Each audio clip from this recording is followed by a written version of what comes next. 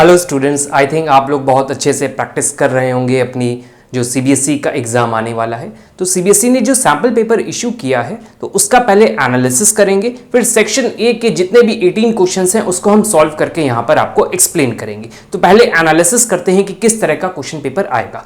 तो देखिए, पूरे क्वेश्चन पेपर को 3 पार्ट्स में इन्होंने डिवाइड कर दिया गया है, part 1, part 2 and part 3। Part 1 के अंदर ए बी सी 3 सेक्शन है, पार्ट 2 के अंदर ए बी एंड पार्ट 3 के अंदर ए बी सेक्शन है।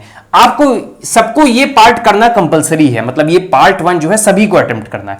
पार्ट 2 एंड पार्ट 3 में कोई एक पार्ट हमें करना है। ये वाला एनालिसिस ऑफ फाइनेंशियल स्टेटमेंट का है, ये है कंप्यूटराइज्ड अकाउंटिंग। अगर आपने एनालिसिस वाला पार्ट करना है तो ये वाला पार्ट करना होगा, नहीं तो ये, मतलब पार्ट 2 एंड पार्ट 3 में ऑप्शन है। आप ये वाला पार्ट करेंगे तो ये सारी चीजें करनी होंगी, ये करते हैं तो ये चीजें करनी होंगी। तो चलिए देखते हैं पहले पार्ट 1 में क्या। अब हमें पता चल गया कि पार्ट 1 कंपलसरी है, पार्ट 2 एंड पार्ट 3 में ऑप्शन है। Part 1 is of analysis of financial statement, part 2 is of computerised accounting. इन दोनों में से भी कोई एक करना है, ये पूरा करना है हमें। इसके अंदर फर्दर ऑप्शंस हैं, वो देखते हैं क्या है। तो देखिए, पार्ट 1 को ए बी सी 3 सेक्शन में डिवाइड किया गया है। ए सेक्शन में 1 to 18 क्वेश्चंस होंगे, जिसमें से आपको कोई 15 करने होंगे। 1 to 18 क्वेश्चंस में कोई 15 करना होगा। 19 to 36 जो क्वेश्चन में से सेक्शन बी जो बनेगा, इसका पार्ट 1 का सेक्शन बी जो बनेगा, उसमें 19 to 36 जो क्वेश्चंस होंगे उसमें से कोई 15 करने होंगे। फिर लास्ट में सेक्शन सी जो होगा उसमें 37 to 41 क्वेश्चंस होंगे, जिसमें कोई 4 क्वेश्चंस अटेम्प्ट करने होंगे। ये नंबरिंग है क्वेश्चन की।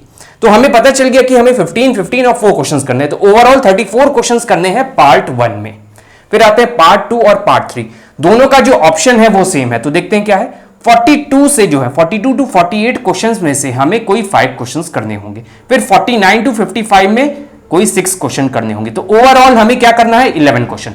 ये ऑप्शन करते हैं तो हमें 11 क्वेश्चन इसमें करने हैं, अगर ये ऑप्शन सिलेक्ट करते हैं तो 11 क्वेश्चन इसमें करने हैं। सेम चीज इसी पे भी अप्लाई हो रही है। 49 to 60 में कोई 5 क्वेश्चन, 63 से 69 में कोई 6 क्वेश्चन। तो हमें पता चल गया कि ओवरऑल हमें कितने क्वेश्चन अटेम्प्ट करने हैं, 34 यहां करने हैं। इन दोनों में से कोई एक करना हो जो इसमें 11 क्वेश्चन आएंगे, मतलब 34 + 11 45 क्वेश्चन अटेम्प्ट करने हैं। तो ये तो हो गया पूरा एनालिसिस। सारे क्वेश्चन इक्वल मार्क्स के होंगे, कोई भी नेगेटिव मार्किंग नहीं होगी।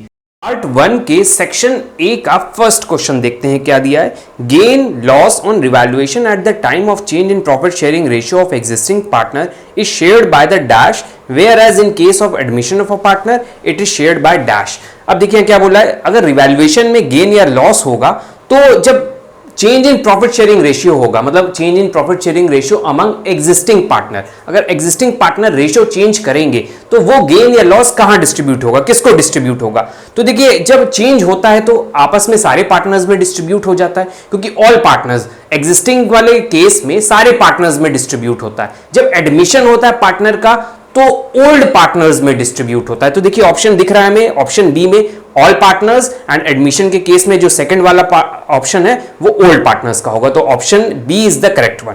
नेक्स्ट क्वेश्चन आते हैं, calculate the amount of second call and final call. हमें सेकंड एंड फाइनल कॉल, मतलब ये एक ही कॉल है पूरी, सेकंड एंड फाइनल कॉल का अमाउंट निकालना है। अभिजीत लिमिटेड ने इशू किए हैं इक्विटी शेयर जिनकी वैल्यू है 10 ईच, मतलब एक शेयर की वैल्यू है 10।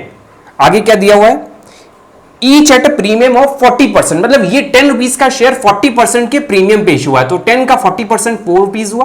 तो ये शेयर की वैल्यू कितनी हो गई ओवरऑल, 14, मतलब 14 रुपीज का शेयर है ये, इंक्लूडिंग 4 रुपीज प्रीमियम।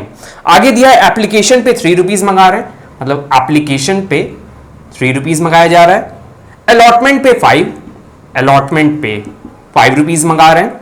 फिर है फर्स्ट कॉल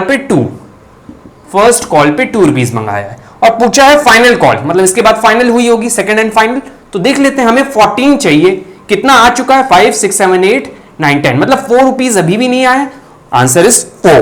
थर्ड क्वेश्चन देखिए दिया है, Anish limited issued a prospectus inviting application for 2000 shares. Company ने कितने की इन्विटेशन दी है एप्लीकेशन के लिए, 2000 शेयर्स। एप्लीकेशन व रिसीट फॉर 3000, कितने की एप्लीकेशन आई, 3000 शेयर्स की। आगे दिया है pro rata allotment was made to the applicants of 2400 shares. Pro rata allotment किया गया है 2400 शेयर होल्डर्स को। एक ध्रुव है क्वेश्चन में, if Dhruv has been allotted 40 shares, how many shares he must have applied for. Dhruv है उसको 40 शेयर्स अलॉट किए गए हैं, मतलब पूछा गया है कि कितने शेयर्स इसने अप्लाई किए। तो फॉर्मूला सिंपल से हमें पता है अप्लाइड शेयर्स का, pro rata allotment upon invited application into allotted share. तो प्रो रेटा अलॉटमेंट कितने शेयर्स पे किया गया है 2400,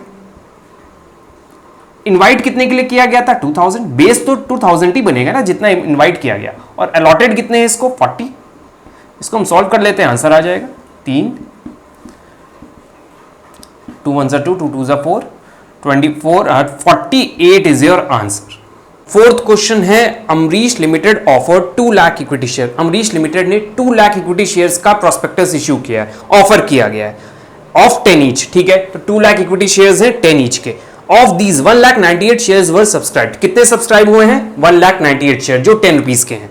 आगे दिया amount was payable 3 on application, application पे 3 रुपीज, अलॉटमेंट पे 4, फर्स्ट कॉल पे 3 रुपीज जो बैलेंस बोला गया है, तो मतलब 10 में से 7 हो गया तो बैलेंस जो बचा 3 वो फर्स्ट कॉल का हो गया। आगे क्वेश्चन देखिए बोल रहा है, if a share holder holding 3000 shares had defaulted on first call, what is the amount of money received on first call.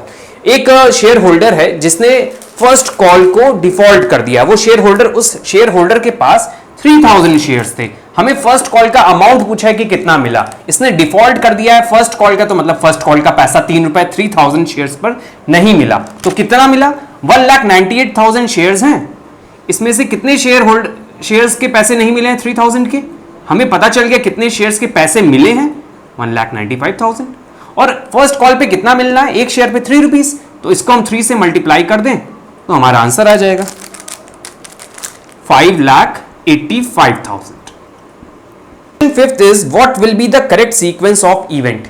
Event का हमें सीक्वेंस डिटरमाइन करना है, फॉरफीचर ऑफ शेयर्स दिया, फिर डिफॉल्ट दिया, फिर reissue, amount transfer to capital reserve.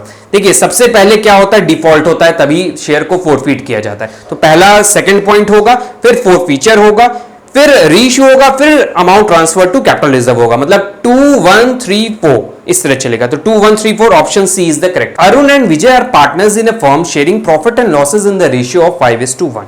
नीचे balance sheet दी हुई है जिसमें मशीनरी दी है 40,000 रुपीज की, मशीनरी 40,000। आगे लिखा है if the value of machinery reflected in the balance sheet is over valued bye 33 1/3%।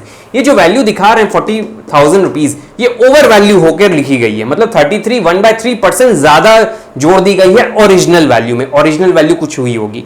अब क्या पूछा है, find out the value of machinery to be shown in the new balance sheet. New balance sheet में हम कौन सी value show करेंगे, तो हम करेक्टेड वैल्यू शो करेंगे, जो एरर है उसको रेक्टिफाई करके। तो पहले एरर रेक्टिफाई करते हैं, इसकी एक इक्वेशन बनेगी कैसे, तो देखिए मशीन की कोई ओरिजिनल वैल्यू हुई होगी, उसमें मैंने ये वाला परसेंट ऐड कर दिया, तो नई वैल्यू क्या बन गई 40,000, जो गलत है। तो पहले इसको हम सॉल्व कर लेते हैं, तो 99 इसको मल्टीप्लाई करेंगे 99 + 1 जो आप पहले करते थे 100 हो जाएगा, यहां पर 100/3%, तो ये हमें सॉल्व करके लिख लिया। तो चलिए इक्वेशन पे आते हैं, कुछ ओरिजिनल वैल्यू हुई होगी x, उसमें मैंने कितना जोड़ दिया 100/3% जोड़ दिया, किसका ओरिजिनल वैल्यू का, तो ओरिजिनल वैल्यू ऑफ 100/300 लिख सकते हैं, परसेंटेज का साइन है, मैंने 100 नीचे लगा दिया। अब इसकी वैल्यू क्या बन गई 40,000। ये इक्वेशन आपको बनानी हुई, कैसे बनी, कुछ ओरिजिनल वैल्यू हुई होगी, उसमें मैंने इतना परसेंट जोड़ दिया, किसका जोड़ दिया इतना परसेंट, ओरिजिनल वैल्यू का, तो देखिए x ऑफ परसेंटेज कर दिया इक्वल टू 40,000। अब इसको सॉल्व कर लेते हैं, x पता चल जाएगा करेक्ट वैल्यू क्या है, सॉल्व करते हैं, x + 100x हो जाएगा अपॉन 300 इक्वल टू 40,000। अब यहां पे ये ऊपर जाएगा, एलसीएम ले लेते पहले, 300 एंड ये 300x हो जाएगा प्लस 100x इक्वल टू 4, इसको मल्टीप्लाई, यहां 400x हो जाएगा इक्वल टू 4 3 12 एंड 60। अब x की वैल्यू निकाल लेते हैं 30,000, तो हमारी ओरिजिनल वैल्यू क्या आ गई 30,000। इसको एक और तरीके से भी कर सकते हैं, जो ट्रिक वाला मेथड होता है, अगर 33.3% कोई वैल्यू बढ़ जाती है तो इसका 25% निकाल लिया जाता है, तो 40,000 का आप अगर 25% निकालेंगे तो ओरिजिनल वैल्यू मिल जाएगी। तो चलिए नेक्स्ट क्वेश्चन देखते हैं क्या दिया हुआ है। इसके बाद क्वेश्चन है हमारा 7, which of the following is true regarding salary to a partner when the firm maintains fluctuating capital account. Fluctuating capital account है तो करंट अकाउंट नहीं बनेगा, कैपिटल अकाउंट बनेगा, और सैलरी मिल रही है पार्टनर को तो उसके कैपिटल अकाउंट में दी जाएगी। तो कौन सी एंट्री बेस्ट रहेगी? अप्रोप्रिएशन के अकाउंट में डेबिट हो जाएगा, कैपिटल अकाउंट में क्रेडिट हो जाएगा। तो ऑप्शन देखिए डी दिख रहा है हमें, debit profit and loss appropriation account, credit partners capital account. देखिए सी पार्ट में करंट लिखा है और ए में तो होना ही नहीं है, प्रॉफिट एंड लॉस अकाउंट में सैलरी नहीं जाएगी, पार्टनर को डिस्ट्रीब्यूट होती। तो option D is the best one. Question 8 है, at the time of reconstitution of partnership firm recording of an unrecorded liability will lead to. जब रिकॉन्स्टिट्यूशन हो रहा है फर्म का और एक अनरिकॉर्डेड लायबिलिटी हमें दिख गई, उसको अब हमें रिकॉर्ड करना है, तो मेरा लॉस हो गया, लायबिलिटी बढ़ेगी तो लॉस। तो ऑप्शन देखिए बी है, loss to the existing partner को लॉस हो जाए। नेक्स्ट क्वेश्चन में दिया है EFG पार्टनर्स है, प्रॉफिट शेयरिंग रेशियो है 3:3:2, EFG पार्टनर है। According to partnership deed G is to get minimum amount 80,000 as a share of profit every year। G को गारंटी मिली हुई है कि 80,000 से कम प्रॉफिट उसका नहीं होना चाहिए, और ये गारंटी दी किसने है वो देख लेते हैं आगे। And any deficiency on this account is to be personally borne by E को वो डेफिशिएंसी बॉन्ड करनी है, डेफिशिएंसी बॉन्ड बाय ई। अब फर्म का देखिए नेट प्रॉफिट दिया है 3,12,000 और हमसे पूछा है calculate the amount of deficiency to be बॉन्ड बाय ई। ई को कितनी डेफिशिएंसी बॉन्ड करनी है, तो पहले क्या करते हैं, रियलिटी में प्रॉफिट कितना हो रहा है वो देख लेते हैं। फर्म का प्रॉफिट 3,12,000 है, तीनों में डिस्ट्रीब्यूट कर देते हैं, रेशियो है 3/8। तो 3,12,000 divide by 8 which is 39,000 into 3, तो 1,17,000 आ रहा है इसका। इसी तरह इसका भी 1,17,000 आएगा क्योंकि सेम रेशियो है। लास्ट और कर लेते हैं, 3:3:2 है, सॉरी यहाँ हमने 3 लिख दिया है। 39,000 मल्टीप्लाई बाय 2 विच इज 78,000 आ रहा है। लेकिन इसको गारंटी कितने की मिली हुई है, मिनिमम गारंटी इज ऑफ 80,000। तो जो पर्सनली बॉन्ड करेगा E वो 80,000 मतलब 2,000 का डिफरेंस आ रहा है, आंसर इज 2,000। नेक्स्ट क्वेश्चन चलिए करते हैं। यहाँ पे देखिए दिया हुआ है, at the time of admission of a partner what will be the effect of the following information. Admission हो रहा है पार्टनर का, इसका इफेक्ट बताना है, क्या पड़ेगा। क्या है क्वेश्चन, बैलेंस इन वर्कमैन कंपनसेशन रिजर्व, 40,000 का वर्कमैन कंपनसेशन रिजर्व बना हुआ है, और नीचे क्लेम आ गया है 45,000 का, मतलब 5,000 का रिवैल्यूएशन लॉस आया है। आगे क्या है, एंट्री पास करनी है। तो जो 5,000 का लॉस आया है वो रिवैल्यूएशन अकाउंट के डेबिट में जाता है।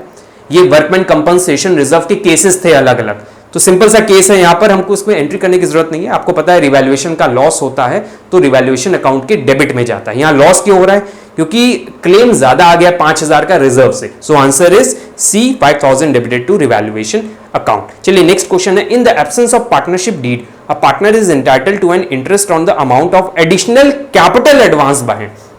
उसने लोन नहीं दिया, यहां पर कैपिटल और दे दी है, तो क्या उसमें इंटरेस्ट मिलना चाहिए, नहीं।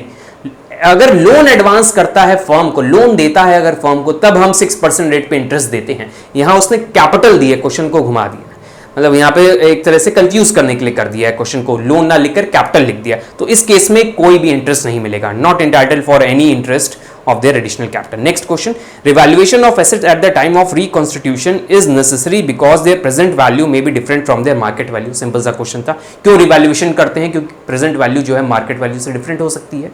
If average capital employed in a firm is rupees 8 lakh, average capital firm में लगी है 8 lakh, average of actual profit is 1,80,000, actual profit हुआ है जो average basis पे है 1,80,000, normal rate of return is 10%, find out the value of goodwill as per capitalization of average profit। बहुत simple सा क्वेश्चन है, कैपिटलाइजेशन ऑफ एवरेज प्रॉफिट वाले से क्वेश्चन उठाया गया है। तो कैपिटलाइज्ड, पहले हम कैपिटलाइज्ड अमाउंट निकाल लेते हैं प्रॉफिट को बेस बनाकर। तो प्रॉफिट उसका रेट ऑफ रिटर्न उल्टा कर देते थे, याद आ रहा हो अगर 10, तो हमें पता चल जाएगा 1,80,000, 18 लाख आ गया हमारा, 1000, 10,000, लाख, 10 लाख, 18 लाख हो गई कैपिटलाइज्ड वैल्यू। गुडविल निकाल लेते हैं अब, सिंपल गुडविल का अमाउंट हो जाएगा, दोनों का difference 18 lakh minus 8 lakh, minus 8 lakh. Simple सा दिख रहा है, 10 लाख आंसर आ रहा है, तो चलिए सॉल्व कर दे रहे हैं। 1000, 10,000, lakh, 10 lakh. So this is your answer, 10 lakh. Next question करते हैं। देखिए नेक्स्ट क्वेश्चन में दिया है, in which of the following situation companies act 2013 allows issue of shares at discount. देखिए शेयर्स का डिस्काउंट पे इशू होना पॉसिबल नहीं है, अब पहले होते थे, अब लेकिन 2013 के अमेंडमेंट के बाद से शेयर्स को डिस्काउंट पे नहीं इशू किया जा सकता, क्योंकि इसमें बहुत सारी फ्रॉडुलेंट एक्टिविटी होने लगती थी। लॉस होने लगता था पब्लिक का इससे।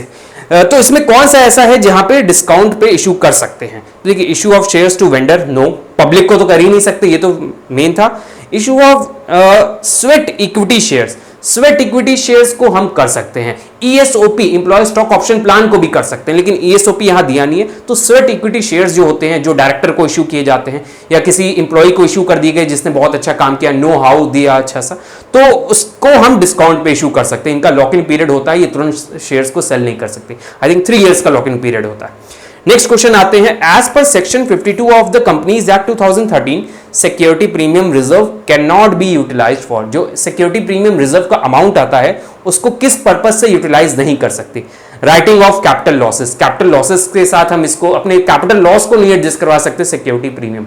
क्यों? क्योंकि ये तो कैपिटल एक तरह से कैपिटल का अमाउंट है ना, अपने कैपिटल के अमाउंट को आप लॉस में एडजस्ट करा रहे हैं, ऐसा नहीं, मतलब कंपनी एक तरह से डूब रही है, ऐसा नहीं हो सकता। Answer is a writing off capital loss. Next question, net asset minus capital reserve is purchase consideration, issue of shares for consideration other than cash का ये क्वेश्चन है।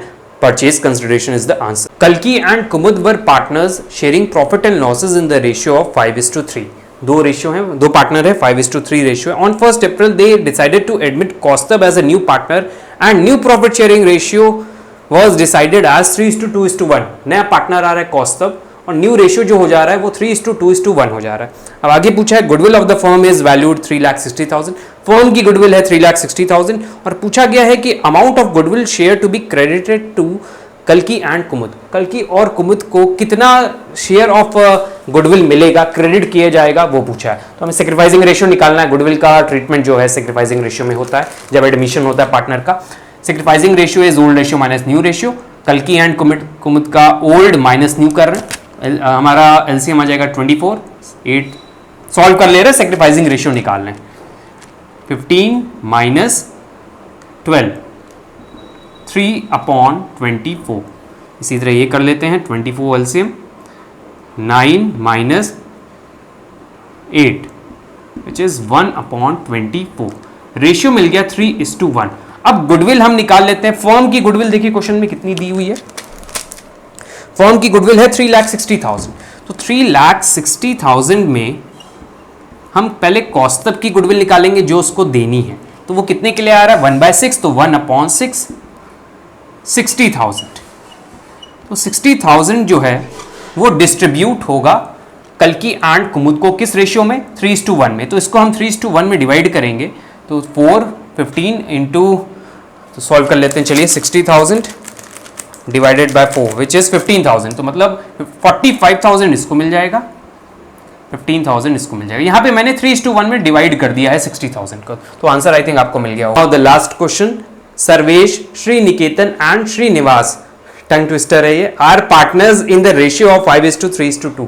3 पार्टनर्स हैं 5:3:2 रेशियो में। आगे दिया है, if Shri Niketan shares of profit at the end of the year amounted to 1,50,000। इसका profit बस बता दिया, मतलब सिर्फ इसी का प्रॉफिट 1,50,000 दिया हुआ है। आगे क्या पूछ रहा है कि what will be the Sarvesh shares profit, मतलब सर्वेश का पूछ लिया, मतलब इसका हमें प्रॉफिट निकालना है, बस इसी का पता है। तो आप पूरे फर्म का प्रॉफिट निकालिए, फर्म के प्रॉफिट में से इसका निकाल देते हैं। तो फर्म का प्रॉफिट कैसे निकलेगा? इसके प्रॉफिट और जो शेयर है उसका रेसिप्रोकल करेंगे। तो शेयर क्या है इसका? 5, 6, 7, 8, 9, 10, 3/10 है, 10/3 कर देंगे अगर रेसिप्रोकल करते हैं, जो मैथमेटिक्स लगती है। 55, तो 5 लाख हमारे फर्म का प्रॉफिट मिल गया। फर्म के प्रॉफिट में से सर्वेश का निकाल देते हैं। तो सर्वेश का कैसे निकलेगा? 5 लाख, सर्वेश का रेशियो क्या है? इंटू 5/10, 5/10, 2,50,000 इसका शेयर ऑफ प्रॉफिट होगा। आई थिंक आप लोगों को अब सारे क्वेश्चन समझ में आ गए होंगे। नेक्स्ट वीडियो में हम और क्वेश्चंस कराएंगे, तो उसको जरूर से देखिएगा।